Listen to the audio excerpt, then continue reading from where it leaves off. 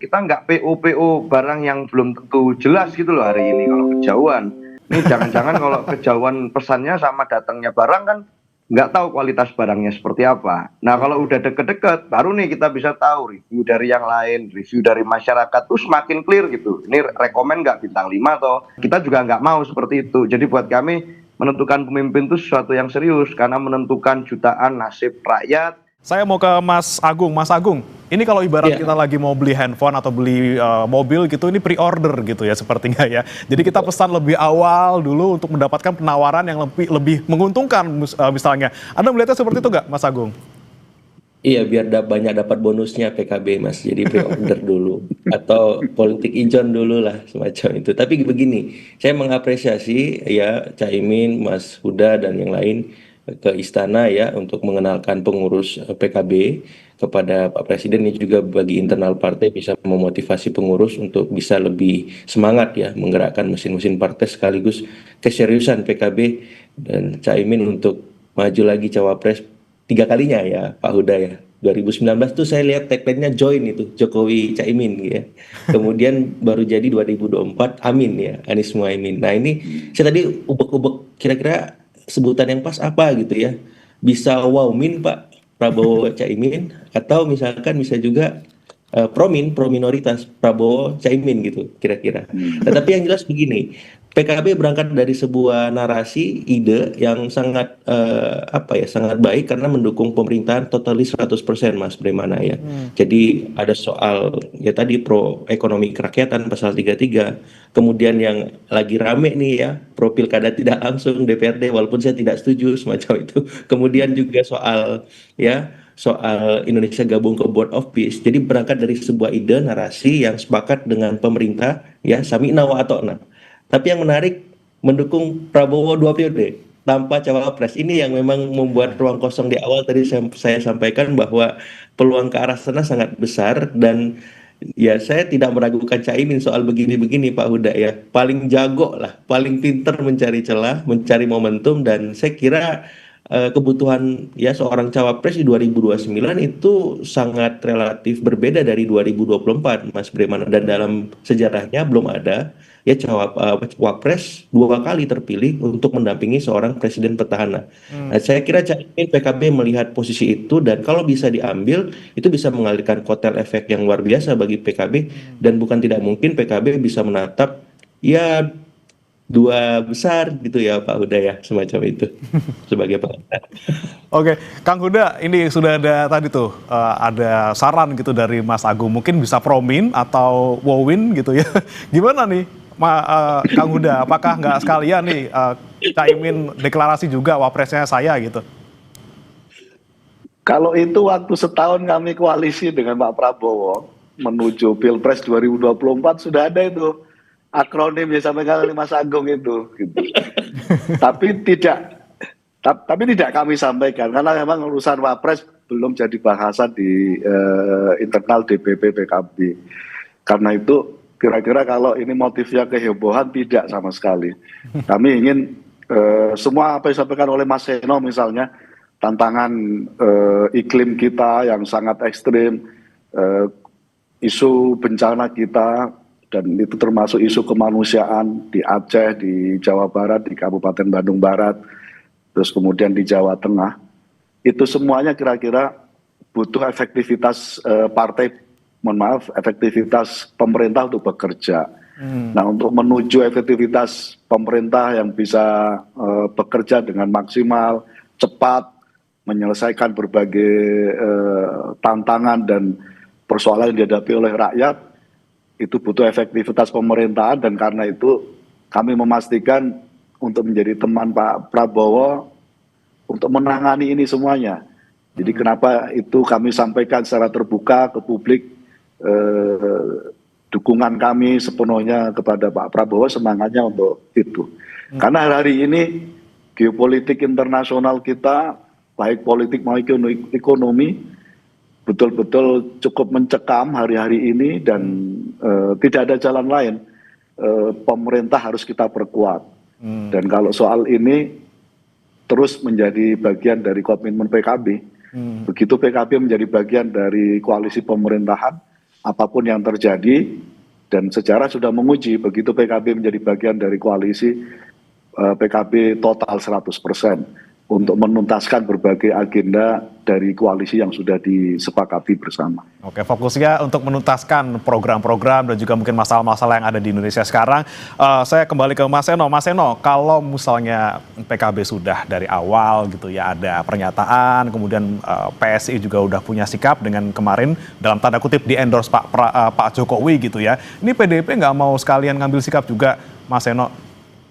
Ya sikap kita kan sebenarnya clear Mas, hari ini ya kita fokus saja ngerjakan bantu apa yang bisa kita lakukan, seluruh daya energi kita kerahkan untuk membantu rakyat di tengah kesulitan. Itu aja sikapnya. Kalau hari ini kita lihat seperti yang saya sampaikan tadi, demokrasi itu kan representasi atau perwakilan dari suara masyarakat. Nah kalau hari ini rakyat kita emang berapa persen sih yang mikirin soal pemilu 2029 misalnya. Tapi nggak mau gitu Mas Seno, sekali. dari awal punya sikap gitu misalnya mau kontra atau mau pro gitu dengan nanti Pak Prabowo nyapres lagi? Kita nggak mau PO atau kita mau pesan sekarang lah. Kita kan situasinya ya masih panjang ini, masih sangat panjang 2029 itu. Harus baru aja kayaknya kemarin gitu, pemilu terakhir selesai. Masa sudah kita langsung PO untuk pemilu berikutnya. Jadi buat kami masih panjang, menentukan pemimpin itu butuh waktu panjang, nggak bisa hanya kemudian dari suasana hegemoni yang ada hari ini. Dan buat kami ada pertimbangan banyak sekali yang harus kami lakukan, kerjakan sebelum menentukan pemimpin. Itulah kenapa kita serius harus bicara soal pemilu, karena itu ada suatu kepentingan bonding dengan rakyat yang nomor satu. Nah artinya hari ini masalah-masalah itu dulu deh yang kita selesaikan. Nanti kan siapapun yang menyelesaikan masalah itu, nggak usah pakai kita kampanye, nggak usah pakai kita promosikan repot-repot. Rakyat pasti akan mencatat kok orang-orang yang betul-betul kerja untuk mereka. Elektabilitas di survei juga otomatis akan ikut naik kok kalau kemudian rakyat melihat mereka betul-betul dibela oleh pemimpin yang tepat. Jadi nanti aja lah kita bicara itu menurut saya. Apalagi kan di medsos hari ini banyak sekali itu Mas, anak-anak muda yang pada protes. Mas kalau teman-teman di PKB masih mending, di partai lain ada yang sibuk cari kandang juga kan hari ini.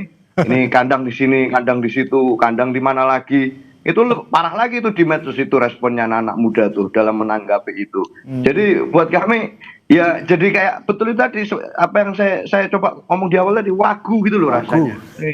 Lagi repot, Indonesia ini lagi banyak anak-anak muda, rakyat yang cari kerja, cari situasi kepastian dan lain sebagainya. Malah mau ada yang mau bikin kandang-kandangan. Waduh ini repot juga. Buat kami pemilu masih cukup panjang dan nggak saat yang tepat tuh bicara itu sekarang. Jadi nanti aja kalau PDI Perjuangan kita fokus di program-program partai aja Mas dan program kerakyatan. Oke, baik. Saya ke Mas Agung. Mas Agung, kalau Anda melihat misalnya di PKB memang fix misalnya mau ke Pak Prabowo dengan jadi cawapresnya Caimin, kira-kira bagaimana ke depannya dan kira-kira nih Mas Agung, kenapa sih kemudian belum kasih nama wapresnya sekarang? Nggak sekalian Caimin jadi wapresnya gitu? Apakah menimbang mungkin masih ada nanti manuver-manuver di akhir gitu? Ya, ini saya juga kembali ke apa ya Mas ya, semacam aksi reaksi politik juga. Ya saya melihat Caimin berusaha menormalisasi, misalkan kemarin ya Poros Solo menerbitkan ya Prabowo Gibran 2 periode semacam itu. Kemudian di saat yang sama ada partai baru berdiri ya, Partai Gerakan Rakyat, lagi dan lagi ya temannya Caimin ya dengan mencapreskan Anies Baswedan semacam itu, Partai Gema Bangsa. Nah, PKB ingin tampil memberikan narasi alternatif dari ya reaksi ataupun realitas politik yang sedang mengemuka semacam itu. Jadi kalau dalam politik apakah 3 tahun itu lama ya 2 tahun itu lama, itu relatif karena kerja-kerja politik itu harus dicicil dari sekarang, karena untuk masuk ke popularitas, akseptabilitas sampai nanti elektabilitas itu butuh waktu yang panjang. Nah, Caimin memahami itu karena sudah pengalaman 2 ya pilpres sebelumnya, mau nggak mau harus dicicil dari sekarang walaupun masuknya lewat narasi, program ya dan hal-hal yang memiliki kesamaan pikiran dengan presiden semacam itu. Nah yang kedua memang ini ya suka atau enggak PKB ini loyalitasnya nggak diragukan kalau di dalam koalisi pemerintahan Mas. Ya tadi saya bilang totalis 100%. Tapi di ujung kalau nggak masuk Caimin cawapres, tunggu dulu Pak Huda ya. Nanti seperti sebelumnya tuh dejavu politik Koalisi Kebangkitan Indonesia Raya, KKIR Mas, bagaimana? Yang dari awal sudah bersama ya Pak Prabowo Caimin semacam itu, tapi tiba-tiba di simpang perjalanan ya kemudian Poros Solo masuk ya.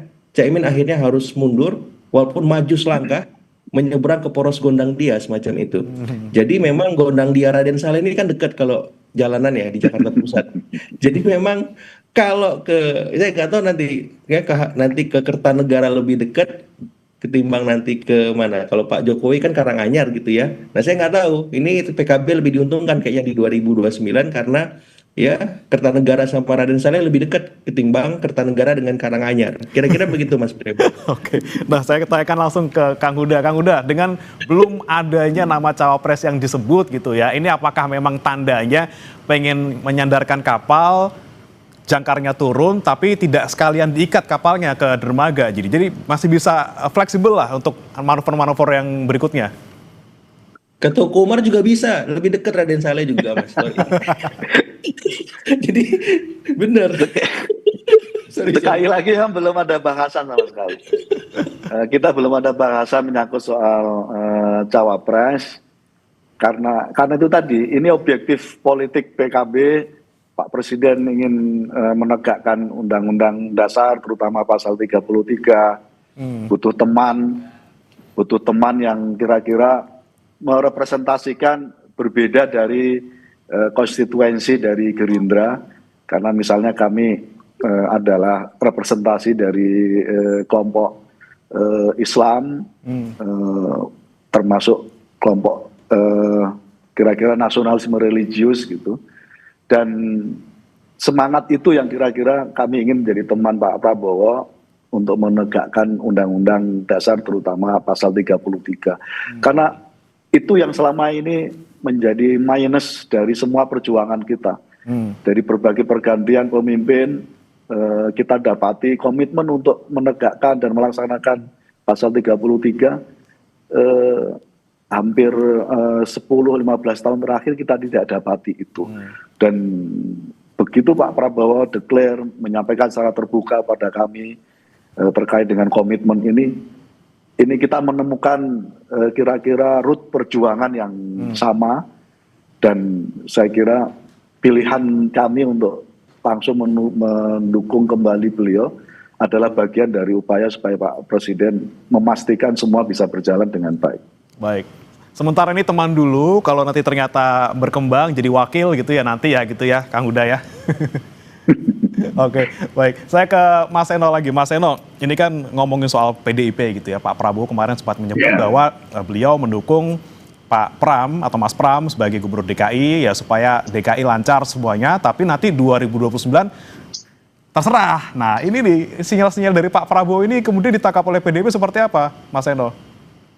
Ya itu tadi kan, ya semoga artinya itu suatu, kalau kita tafsirkan ya, artinya suatu penghormatan Pak Prabowo bahwa ya harusnya kita ini sebagai negara demokratis, tempat kita untuk melakukan evaluasi, melakukan koreksi, melakukan pembenahan terhadap kepemimpinan kita itu ya setiap kali pemilu. Itu kan di rezim pemilu inilah yang kita sepakati kita masuki bersama. Rakyat pada saat melihat pemimpinnya bekerja ABCDE, waktunya ya selama 5 tahun memimpin. Nah, waktu memberikan apresiasi atau evaluasi ya setiap kali pemilu, kan logikanya begitu. Maka harapan kami ya, tafsirnya ya artinya ini suatu bentuk beliau menghormati bahwa ya nanti kalau memang ada yang harus dikoreksi, kontestasi memunculkan nama-nama lain, kompetitor dan sebagainya, ya waktunya adalah di pemilu 2029. Sehingga agar kemudian buat kami internal ya, itu kita nggak PO barang yang belum tentu jelas gitu loh hari ini kalau kejauhan. Kan anak-anak muda sekarang kalau mau pesen belanja online kan takut kena scam juga, Mas. Ini jangan-jangan kalau kejauhan pesannya sama datangnya barang kan nggak tahu kualitas barangnya seperti apa. Nah kalau udah deket-deket baru nih kita bisa tahu review dari yang lain, review dari masyarakat tuh semakin clear gitu. Ini rekomen nggak bintang 5 atau ini ada scam-scamnya ini, yang pesen apa datangnya apa itu. Nah ini kan rakyat kita nggak mau seperti itu. Nah kita juga nggak mau seperti itu. Jadi buat kami menentukan pemimpin itu sesuatu yang serius, karena menentukan jutaan nasib rakyat jutaan nasib orang, gimana nggak perlu lagi ada anak-anak kecil seperti di NTT kemarin itu harus sampai meregang nyawa, harus kita kehilangan dia karena nggak bisa beli buku dan pensil.